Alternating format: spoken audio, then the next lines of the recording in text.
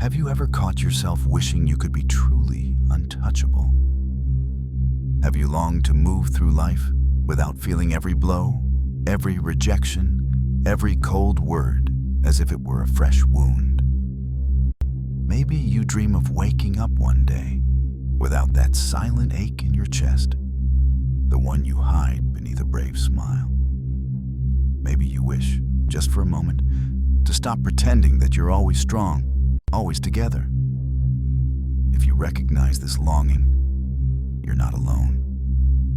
Most people spend years trying to escape pain, building walls and acting as if nothing can hurt them.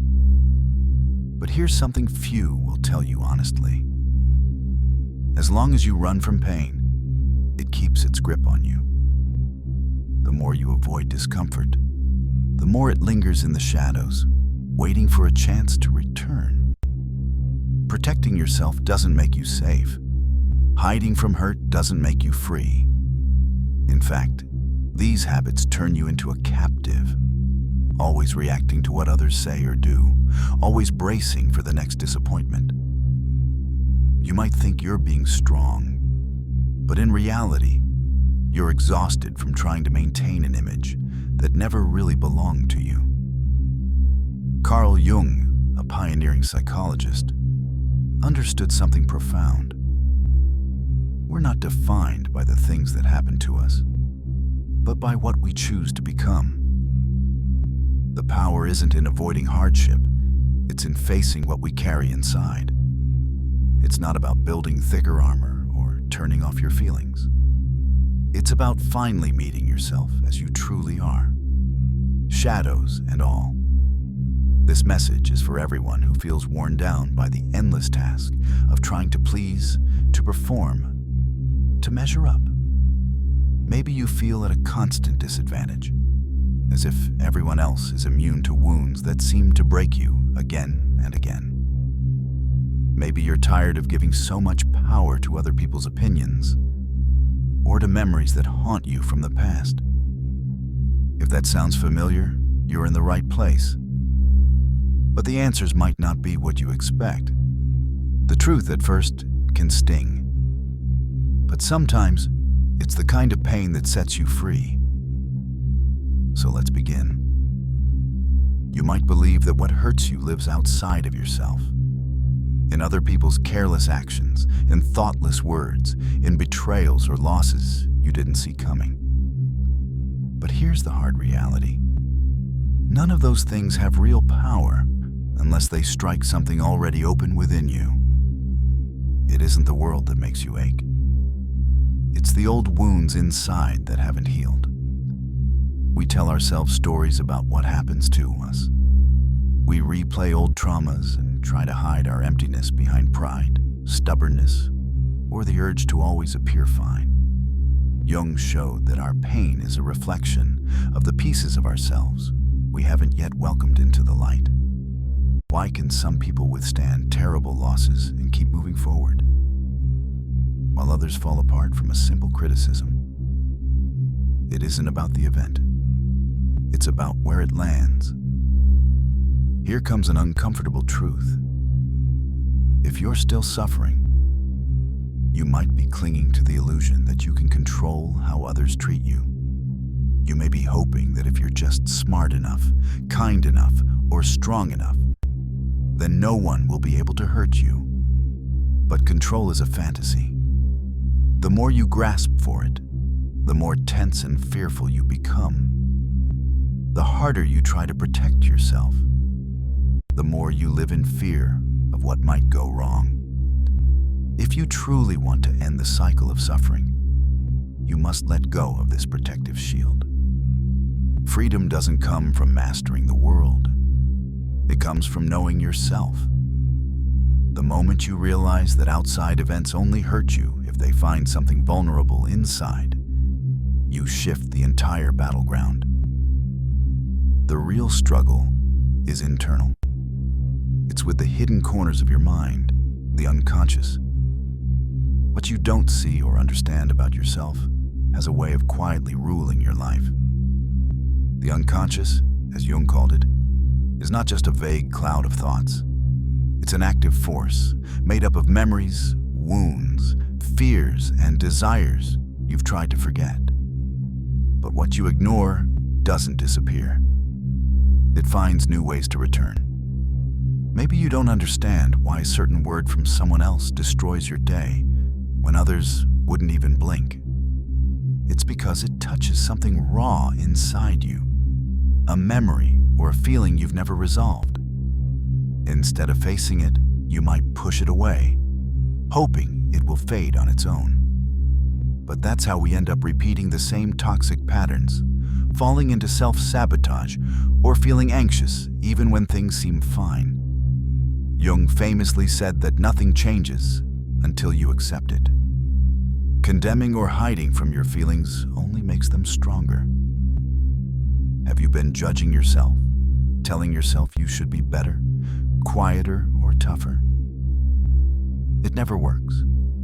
The parts of yourself you ignore simply return in disguise. They show up in unhealthy relationships, in cycles of self-doubt, in fears that emerge when life finally gets a little bit better. This isn't just bad luck. It's your unconscious trying to get your attention, begging you to wake up. If you want to stop being hurt by everything and everyone, you must stop running from your own depths. As long as you avoid what's inside, you're controlled by your emotions, always reacting instead of choosing. The more you try to avoid being hurt from the outside, the more you end up getting hurt on the inside. The solution isn't more defense, it's more integration. Becoming truly strong isn't about resistance, but about deep, honest self-awareness. What does it really mean to be unshakable? Why does genuine strength come from accepting your full self rather than building higher walls? Let's look at this closely. Many people think the only way to avoid pain is to close off. They build emotional walls, pretend nothing gets to them, or wear a mask that says, "I don't care anymore." But inside, they're still hurting. They're still bleeding where no one can see. The real problem isn't feeling pain. The real problem is not understanding your pain, why it's there, and what it's trying to show you. This is only possible if you know yourself. Jung put it well. You can master every theory and technique, but when you deal with a human soul, especially your own, you need to show up as a human, not a robot. The soul you've been hiding behind a mask of toughness just wants to be acknowledged. Emotional resilience isn't about going numb. It's not about ignoring discomfort, avoiding disagreements, or pretending you're fine. It's about meeting yourself, all the parts you've hidden away, and inviting them into the light. You stop being easily hurt, not by building barriers, but by welcoming every part of yourself. When you stop running from your fears, insecurities, and weaknesses, you become less reactive, more observant, and more in control of how you respond. Jung called this process individuation. It's not about perfection, but about integration, becoming whole. The more you run from pain, the more it chases you. The more you try to act untouched, the more fragile you actually are. But when you face your wounds head on, when you accept every side of yourself, the good and the bad, nothing outside can really shake you. It takes courage. It takes bravery to let go of the mask, to allow yourself to feel. Because pain, far from being an enemy, is often the very place where real transformation starts. So let's go deeper. How can suffering, instead of breaking you, become a doorway to your greatest strength? From an early age, you may have learned that pain means weakness. You might have been taught to avoid sadness, to suppress tears, or to see sensitivity as a flaw. So you started running, distracting yourself, or denying what you felt. But pain that's ignored doesn't go away. It simply changes its disguise. It can become anxiety, rage, emptiness, or habits you don't understand. Pain is not a curse. Jung saw it as a message from your deeper self, an alarm from the unconscious. When you feel sorrow or loss, your mind is trying to show you something important. Jung described depression as a guest in black, one you shouldn't send away.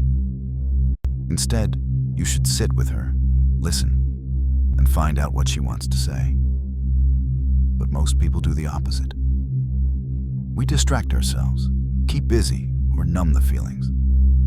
We never stop to ask, what is my pain trying to reveal? Suffering feels unbearable because you're at war with yourself. One part of you wants to grow, another part clings to what's familiar. That internal struggle between change and comfort is where suffering is born. Change hurts. Letting go of old stories, toxic ties, and beliefs that no longer help you can feel like a small death. But in the ruins of your old self, something new is allowed to be born. When you strip away every layer of protection and face yourself without pretense, pain becomes sacred. It brings you back to who you are, beyond the mask. Jung understood that suffering isn't a mistake in the system. It's a necessary step. Pain isn't the final destination. It's the beginning of a journey toward becoming whole. But many people turn back before they finish this journey. They avoid the darkness, escape into distractions, or retreat to the safety of the surface. But if you've made it this far, you're ready to cross the dark valley. You're ready to discover what lies on the other side. How does the process of becoming whole, the path of individuation, actually happen? Why does it often feel so lonely? And why is it so important? Individuation isn't about comfort or safety. It doesn't promise you'll never feel pain again. In fact, it will challenge everything you thought you knew about yourself. To become whole, you must first unlearn much of what you've been told. You must see through the illusions that have shaped your life. Ideas about success, worth, and identity. You are not the sum of your accomplishments. You are not the sum of your scars. You are not the mask you created so others would accept or respect you. All those things were strategies for survival. But surviving isn't truly living. Individuation is a call to step beyond mere survival and into authenticity. Jung described this as the process of dissolving the persona, the false self created for social approval. You must tear away your own mask to discover what's underneath. In this crucible, you begin to develop a kind of strength that doesn't come from resistance, but from clarity. Not because nothing hurts you, but because you faced your deepest fears and made peace with them. When you stop needing everyone's approval, when you stop needing to win every argument or seem invulnerable, you finally discover your real power. True emotional resilience is not a hard shell, but a steady center. When all your inner parts are gathered and accepted, you become rooted. You are no longer tossed around by every storm. You may still feel pain, but it doesn't destroy you. You may be wounded, but you don't lose yourself. You have moved from living on the surface to inhabiting your own depths. But this depth comes with a cost. It can be lonely. Not because you'll have no one, but because few people are willing to walk this path with you. Most people still wear masks, clinging to the safety of old roles. When you let go, you may find yourself drifting away from certain people or situations. This isn't pride or rejection. It's growth. You're no longer able to fit into the spaces you once used for hiding. And this leads us to a final insight. True protection doesn't come from being hard or untouchable, but from seeing clearly. Consciousness is your shield. The more you understand yourself, the less power the world has to wound you. Let's bring it all together. By now, you might realize that nothing outside of you can keep you safe from hurt as long as you remain disconnected from your inner world. Hurtful words, rejection, and loss will always sting until you awaken. Awakening is not a magical moment. It's a decision, made again and again, to turn inward, even when it's uncomfortable. It's choosing to take responsibility for your feelings instead of blaming the past, other people, or bad luck. Jung said, "What you resist not only persists, but grows." When you accept what you find inside, everything begins to change. You may have spent your life running from fears of being unworthy, rejected, lonely, or unseen. You might have tried to hide, to perfect yourself, to stay strong at any cost. And now you're here, tired of fighting the world and yourself.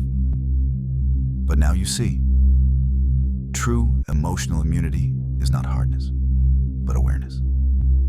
It's not about building higher walls, but about opening your eyes to your triggers and patterns. The more you understand your own pain, the less control the outside world has over your inner state. You can still feel deeply, but you don't get lost in the waves. You can still suffer, but you don't forget who you are. That changes everything. Protection isn't about running from life, but embracing it fully. People who stay on the surface are battered by every little disturbance. Those who dive deep find a peace and power below the chaos, a place where outside events can't shake their core. If you've made it to this point, I invite you to reflect. Has something inside you shifted? If so, leave a comment and say, "I choose awareness." Let's create a community of people who are done pretending and ready to live honestly, with presence and clarity. And don't forget, this is only one part of the journey. The next step is just as important. Keep going. Real transformation happens when you don't turn back after the first insight. See you in the next video.